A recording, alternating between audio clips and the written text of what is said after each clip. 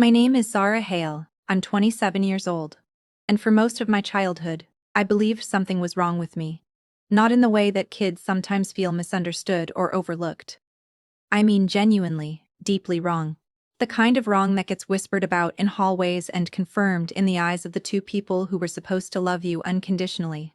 The night I turned 14, my mother sat across from me at the kitchen table and said, in a voice so flat it scared me more than shouting ever could, "I don't think you belong in this family anymore." My father didn't say a word. He just folded his newspaper and walked out of the room. That night, I slept in the garden shed. And the next morning, our neighbor, a woman named Marcus who'd known our family for years, found me there, wrapped in an old moving blanket, eating crackers from my school bag. She called child services within the hour. I didn't know it then, but that phone call was the first domino in a sequence that would change everything. Because 12 years later, I sat across the boardroom table from my younger sister, Priya. She was interviewing for a junior position at my organization. She didn't recognize me. Not right away. But I'll get back to that. Let me start from the beginning. Because none of this makes sense without it. I grew up in a house that had two kinds of children, the kind that was celebrated and the kind that was useful. Priya, 3 years younger than me, was celebrated. I was useful. When I was 9, I organized the entire family's tax folders, color-coded by year, because my mother asked me to and seemed genuinely pleased when I finished without needing help. When I was 10, I cooked dinner twice a week because my father said I was responsible enough. When I was 11, I started doing Priya's homework with her, not because she asked, but because the alternative was watching her cry until someone fixed it, and that someone was always me. I was good at things. Quietly, stubbornly good. Math came easy. Reading came easier. I won a district essay competition when I was 12, and the trophy sat on the shelf in the hallway for exactly 4 days before it was moved to make room for Priya's dance recital photo. I noticed. I always noticed, but I told myself it didn't matter. Here's the thing about being the capable child in a family that needs someone capable. You become invisible in the most functional way possible. Nobody worries about you. Nobody checks on you. You're assumed to be fine because you're always fine because you have no other option except fine. By the time I was 13, I had learned to want nothing. Not out of wisdom, but out of self-protection. If you don't want things, you can't be disappointed when they don't happen. I stopped telling my parents about school successes. I stopped asking if friends could come over. I stopped mentioning the creative writing club I'd joined, the one that met on Thursday afternoons, and where, for the first time in my life, I felt genuinely seen by people who thought my voice was interesting instead of inconvenient. I became small. Quietly, deliberately small. Which is why what Priya did was so devastating, because she came for the one thing I'd let myself keep. There was a girl in my class named Sophie. We'd been close since 5th grade. The kind of close where you have entire conversations and looks and shorthand and inside references that stretch back years. She was my best friend. My only real friend, if I'm honest. Priya was 11 and I was 14, and Sophie had started spending time at our house that summer.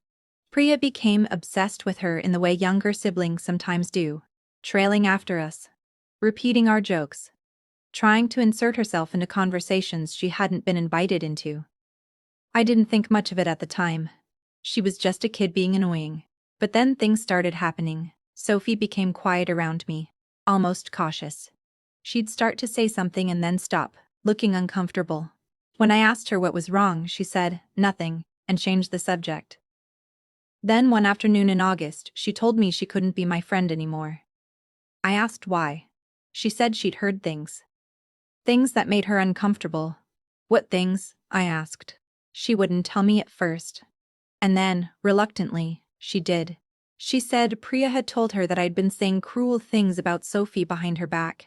That I'd called her pathetic for caring about certain things. That I told my parents she was a bad influence and they should stop letting her come over. None of it was true. Not a word. I went home and confronted Priya in her room. She looked at me with this very particular expression I'd seen before, but never understood until that moment. Calm. Almost curious. Like she was watching an experiment. "I don't know what you're talking about," she said. You told Sophie those things. I didn't say anything bad. I just told her what I heard you say. I never said those things. She shrugged. Maybe I misunderstood. She didn't misunderstand. And the scariest part wasn't even the lie. It was how comfortable she looked telling it. I went to my parents. My father listened with his arms crossed and said, "Why would Priya make something like that up?" My mother said, "You've always been jealous of how easily she makes friends." I gave up. Sophie and I never recovered. She moved schools the following year. I still think about her sometimes. The lie that ended everything came 2 months after the Sophie situation. Bigger.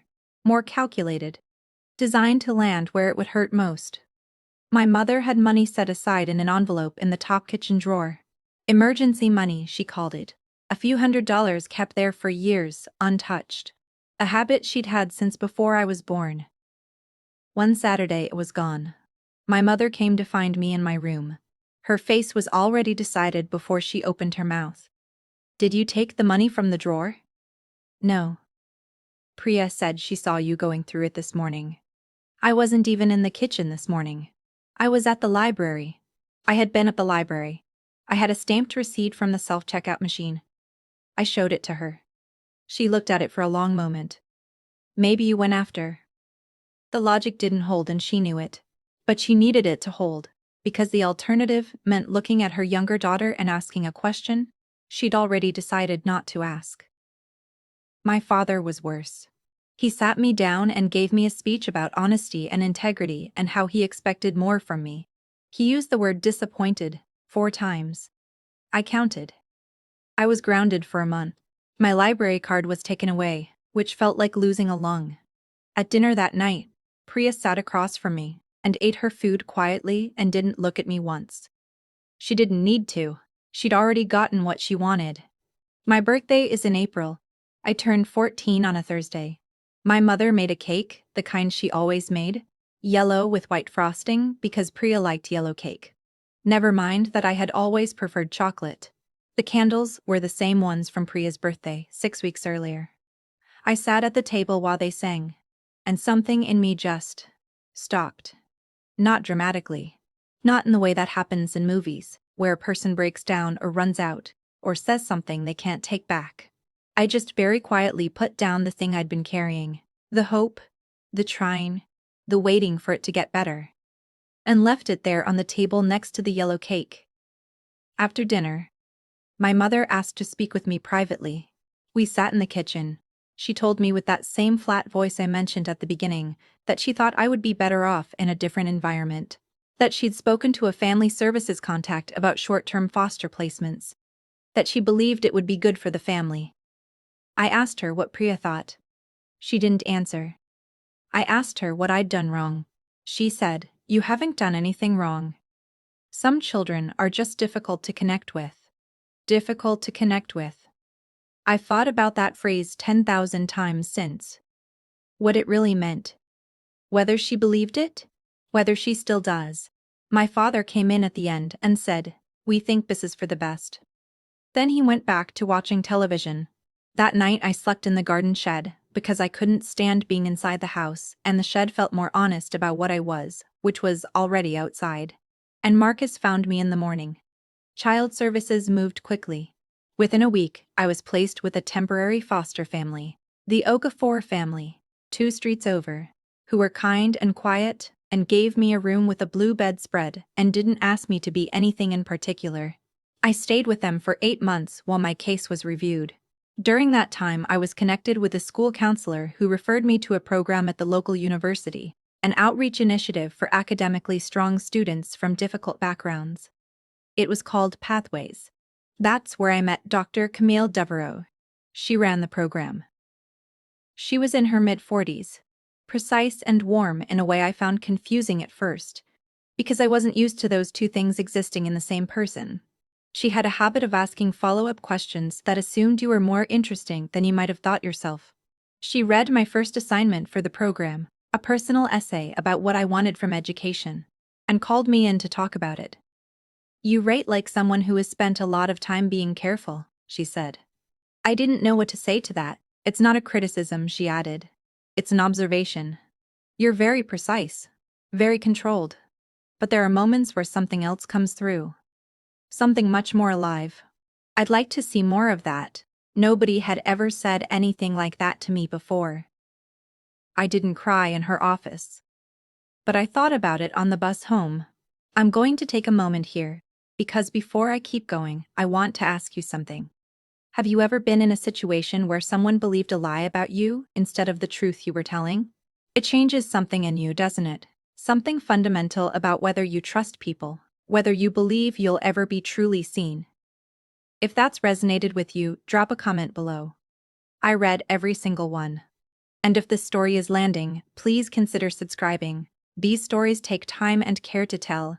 Your support means they reach the people who need them. Okay. Back to Camille. Dr. Devereaux's mentorship changed the direction of my life so completely that I sometimes struggle to describe it to people who didn't know me before. She helped me apply for a scholarship to stay in the Pathways program. She pushed my writing into the hands of people who could do something with it. When I was 15, she drove me to a regional humanities competition and sat in the back of the auditorium while I gave a 7-minute presentation to a panel of judges and won second place. On the drive home, she told me what I'd done well and exactly one thing I should do differently next time. That precision was a kindness. It told me she was taking me seriously. By 16, I had a clear sense of what I wanted to do. I wanted to work in educational access. I'd experienced what it meant to be smart and poor and unseen by the systems that were supposed to help, and I wanted to close the gap between what was possible and what was actually available to kids like me. Camille helped me build a plan, not abstractly, not as inspiration, but as a practical sequence of steps with deadlines and benchmarks and honest conversations about what was realistic. I was placed in permanent foster care with a family in a neighboring city when I was 16, the Halorans. They were warm people who asked too many questions at first and then, gradually, the right questions. By the time I aged out of care at 18, they felt like home in the way that I hadn't realized home could feel. I took their name. Not legally, not at first. But I started writing Zara Hale instead of Zara, and then it just became who I was. University was the first place I felt genuinely like myself. I studied sociology and education. I worked 2 part-time jobs. I slept badly and ate inconsistently, and spent most of my free time in the library, which I had always loved, or in Camille's office, which had become a second home of its own. She was at the university by then, heading up a research department focused on educational equity. She'd moved from the outreach program to the university in the year I graduated high school, and she'd kept me in her orbit the whole way through. When I applied for a research assistant position in her department in my second year, she hired me. I worked harder than I'd ever worked in my life, and I was the happiest I'd ever been. By the time I graduated, I had co-authored a published paper, built a small network of contacts in the policy and education space, and had a clear sense of where I was going. The day I walked across the stage to collect my degree, Camille was in the audience. So were the Hallorans. My biological family wasn't there. I hadn't told them I existed anymore. At 23, I started a small access program out of the university, operating under Camille's department umbrella. We called it the Bridge Initiative. It was designed to connect first-generation university students from care backgrounds with academic mentors and practical support. We started with 14 students. I ran it out of a shared office space with a budget that could charitably be described as creative. Camille helped me write the first round of grant applications. Nathan, a colleague from the sociology department, became my unofficial operations person, which meant he did most of the things I was too optimistic to consider logistical. We got our first major grant at the end of our first year, then a partnership with 2 other universities, then a second grant, then a third. By the time I was 26, the Bridge Initiative had supported over 60 students and had a small but real staff. I was running it as a named director within Camille's Faculty Research Center, speaking at conferences, writing for policy journals. I was the person people called when they were building something new in the educational access space and needed someone who understood it from the inside. I was also completely, sometimes exhaustingly, aware that I had built exactly the life I'd imagined in that garden shed at 14. Not the specific details, but the feeling of it. The solidity. The sense of actually occupying space in the world. Having things that were mine. I didn't think about my family often. Sometimes I'd catch a detail, a name on social media, or a mutual connection request I'd decline. And I'd hold it for a moment and then put it down. I'd forgiven them a long time ago, mostly for my own peace. But forgiveness isn't the same as wanting them in your life. I'd learned to hold both of those things at once. Which is why when I walked into a hiring panel in February and saw Priya on the other side of the table, I genuinely wasn't prepared. Let me back up. The Bridge Initiative had expanded into a formal nonprofit structure by the time I was 27. We had a small advisory board, an operations team, and, for the first time, a proper hiring process. We were bringing on 2 new junior roles, an outreach coordinator and a communications officer. Nathan managed the hiring process. He sent me the shortlisted candidate profiles the morning of the interview panel. I was scrolling through them on my phone while waiting for coffee when I stopped on the third name. Priya. Same last name. Photo attached. She looked like herself, which is obvious but strange to describe. Older. Professional. Her hair was shorter. She had a smile in the headshot that was carefully composed, the kind you practice. I sat with it for a long moment. Then I called Nathan. The third candidate in the communications group, I said. Yeah, she's strong on paper. Strong interview request, good references. I know her. Oh, family friend, she's my sister. Long silence. Do you want me to pull her from the list? He said. I thought about it. No. She doesn't know I run this organization. Her application came through normal channels? Completely standard. Then we run the process correctly. If she's the best candidate, we talk about it. If she's not, it doesn't come up. Nathan paused. Are you sure? Yes. I wasn't completely sure. But I was curious. She walked into the room and didn't recognize me immediately. That's the truest version of what happened. She sat down, arranged her folder on the table, looked at the panel, and started to say something. Then she looked at me again. I watched it cross her face. The confusion first. Then the slow rearrangement of features as something clicked into place. Then something I can only describe as a kind of controlled collapse, where her expression tried to go in several directions at once and she managed none of them. I said in a completely professional voice, "Thank you for coming in. I'm Zara Hale, director of the Bridge Initiative. This is Nathan Selby, operations lead, and this is Dr. Joan Park from our advisory board." Priya's mouth opened slightly. Closed. When you're ready, I said. She was composed within about 15 seconds. I'll give her that. She answered the first question with the kind of practiced fluency that comes from preparation, but her hands, folded on the folder in front of her, were very still in the deliberate way that people are still when they're working to stay still. We ran the full interview. All 4 questions, same as every other candidate. Professional, measured, fair. When it was over and the panel was done, I said the usual things about timelines and next steps. The advisory board member left. Nathan started collecting his papers. Priya stood up, gathered her folder, and then stopped at the door. Can I speak with you for a minute? She said. Privately. I looked at Nathan. He gave me a small nod and stepped out. Priya stood by the door for a moment. She looked at the room, the framed initiative materials on the wall, the mission statement printed in large font near the window, the photos of scholarship recipients, students at university, students at graduations. You built all of this, she said. It wasn't a question. Yes. She looked at me. I looked you up after they called to confirm the interview slot. I found your LinkedIn.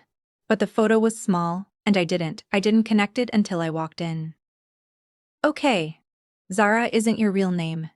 It's the name I chose. It's my real name. She nodded slowly. Then she said, I owe you something. You owe me an honest account, I said. You don't owe me an apology. Those aren't the same thing, and I'd like the first one, not the second. She looked like that surprised her. So she told me. Not everything, not right there. But enough. She told me she'd been jealous of me in a way that had felt, at 11, like a kind of survival. She told me that when the lie about Sophie had worked, She'd felt powerful for the first time in a way she didn't know how to put down. She told me that the money lie had scared her. That watching me get blamed had felt, at the time, like relief, and then had sat inside her like something rotting for years. She told me that the night our parents sent me away, she had gone to her room and not come out for 2 days. That she told herself it wasn't her fault. That she'd kept telling herself that for longer than she wanted to say. I listened. I didn't fill in the silences. When she finished, she said, "I'm not asking you to forgive me. I know that's not how this works." "I already have," I said. "Forgiveness is for me. It's not something I give you or take back." She nodded. Her eyes were bright, but she wasn't crying. "Should I withdraw my application?" she asked.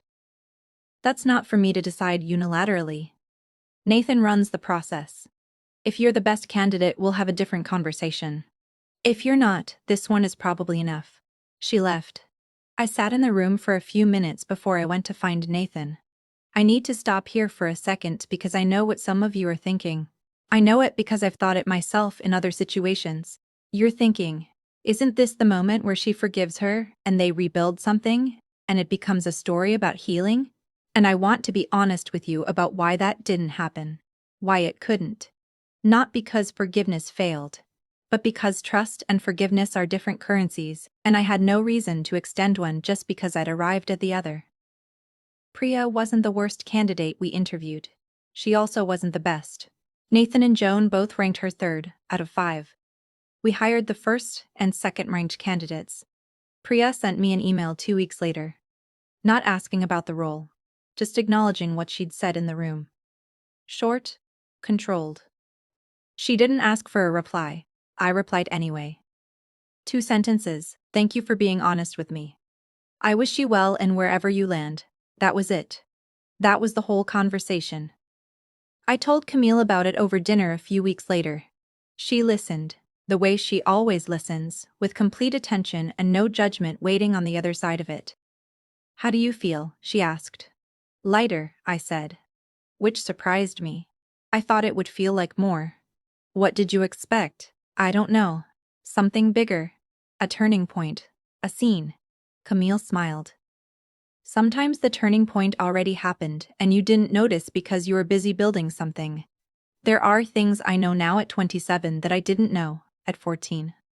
I know that the story you're handed isn't the story you have to keep. That what you do with the difficult parts matters more than the parts themselves. I know that the family you build, chosen, earned, constructed out of mutual care and consistent showing up, that family is as real as any other kind, more real, sometimes. I know that children who are told they are difficult to love grow up believing it unless someone intervenes. That intervention doesn't always look like a rescue. Sometimes it looks like a neighbor making a phone call. Sometimes it looks like a professor reading your essay and seeing something alive in it. Sometimes it looks like a family that gives you a blue bedspread and asks the right questions eventually. I know that the people who hurt you can be forgiven without being readmitted. That the door you close on toxic patterns doesn't have to be a wall. You're allowed to say, "I wish you well," from a distance. I know that being good at things doesn't make you immune to being overlooked. That capability is not a shield. That the children who need the least management often need the most attention, and they are the least likely to get it because they have learned to stop asking. The Bridge Initiative is now in 4 universities. We supported 83 students. Last year we gave out more scholarship funding than I imagined we'd give out in our entire existence when I started writing grant applications in that shared office. I spoke at a conference in March, and a girl of 19 came up to me afterward and said she'd aged out of care 2 months ago and didn't know how she was going to stay in university, and she'd found us through a Google search at 2 a.m. She's one of our current scholars. That's the thing about turning pain into purpose. It doesn't just help you. It finds other people who needed to be found. My parents reached out once, about 4 years ago, through Marcus, the neighbor who had called child services that morning, all those years ago. She'd stayed in touch with them, and she knew my new name, and she sent me a message asking if she could pass on my contact details. I said no. She understood. She'd been the one who found me in the shed. She knew exactly what had been put down on that garden path. Last year, she sent me a photo from her granddaughter's birthday party. It was just a photo. No subtext, no update about my family, just her granddaughter in a paper crown eating cake. I sent back a photo of the Bridge Initiative's end-of-year celebration. 83 students and staff in a university hall, everyone in slightly too formal clothes, laughing at something out of frame. She replied with a single line, "Look at what you made. I'm 27. The same age my mother was when she had me." Sometimes I think about that. What she might have been carrying then. What she didn't know how to put down. I don't say this to excuse her. I say it because holding complexity is something I've had to learn. The person who hurt you can also be a person who didn't know how to be anything else. Both of those things can be true. You don't have to choose. But choosing who you let close to you, that part is yours. That has always been yours. Camille is having a birthday next month. 62. Nathan and I are planning something, not a surprise because she hates those, but an event, an actual event, in her honor. I've asked former Pathways students and current Bridge scholars and colleagues from across 15 years of work to come. She doesn't know how many people are coming. I can't wait to see her face. That is what family looks like for me. Chosen, built, accumulated through years of showing up on both sides. If you're in a season right now where the people who are supposed to love you have failed at it, I want you to hear this. That failure is not evidence about you. It is evidence about them. About what they had and didn't have and couldn't give. You are not the sum of what you were told you were. You are not difficult to love. You are not wrong. You are exactly enough for the people who are built to see you. And those people exist. You will find them. Or they will find you. Set boundaries not as punishment but as protection. Build family as a practice, not an assumption. Turn the hard parts into something that helps someone else. That is the whole thing. That's everything I've learned. Thank you for being here until the end of this. If this story found something in you, please share it. You don't know who in your circles needed to hear it tonight. I'll see you in the next one. Take care of yourself. You matter.